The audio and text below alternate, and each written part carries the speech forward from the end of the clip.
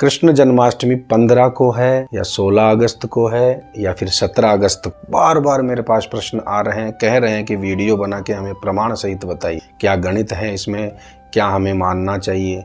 तो देखिए, मैं तो जो बताऊंगा शास्त्रोक्त ही बताऊं, इसलिए आप ध्यान से श्रवण करें। मानना या नहीं मानना आपकी इच्छा के ऊपर है।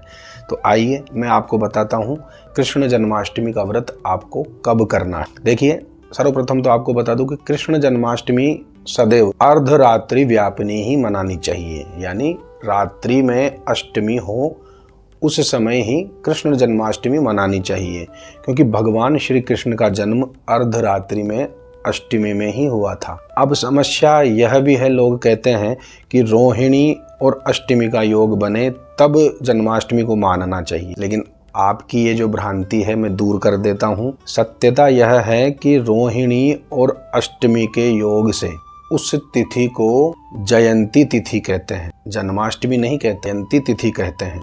इसलिए रोहिणी का जन्म निर्णय करना यहाँ एक अलग सा ही प्रमाण हो जाता है। तो अब आपको मैं बताऊं, यदि 2 दिन अर्धरात्रि व्यापिनी हो तो इसमें रोहिणी को देखा जाता है। एक यह भी प्रमाण प्राप्त होता है निर्णय सिंधु में। इसलिए जन्माष्टमी कहकर मानने वाले रोहिणी का विचार ना करें तो ही श्रेष्ठ रहेगा। 15 अगस्त सप्तमी शुक्रवार को जो घटी पल है वह है 44:13 और समाप्ति है 23:50 पर।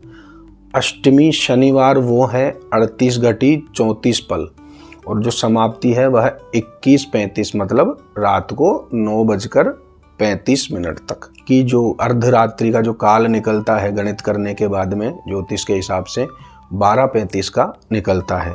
तो जो अर्धरात्रि का समय निकल के आता है वो आपको बता दिया। अब 15 अगस्त का जो है उसमें आप देखेंगे सप्तमी शुक्रवार के दिन अष्टमी रहेगी, क्योंकि 11:50 पर ही सप्तमी समाप्त हो जाएगी रात्रि को और फिर अष्टमी लग जाएगी।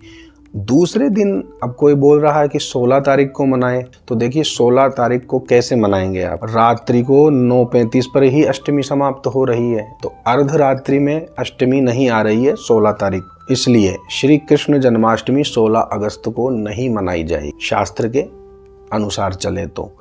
अब रोहिणी का देखें तो रोहिणी तो 17 अगस्त को मिलेगा, 16 तारीख को भी रोहिणी नहीं है, 15 को भी रोहिणी नहीं है। तो आप देखें 16 तारीख को रोहिणी नक्षत्र 4:39 के आसपास, यानी सुबह 17 लग जाएगी तब आ रहा है, और 15 को रोहिणी नक्षत्र नहीं है, 16 को है, तो आपको विचार करने की कोई आवश्यकता ही नहीं है। कृष्ण जन्माष्टमी 15 अगस्त को 2025 को ही मनाना श्रेयस्कर रहेगा। पर अब शास्त्रों से कोई लेना देना किसी का रहा नहीं, अपनी परिस्थिति अपने मन के अनुकूल या अपनी सुविधाओं के अनुसार ही चलने को ही आजकल हम व्रत, त्योहार या फिर उत्सव का नाम दे देते हैं।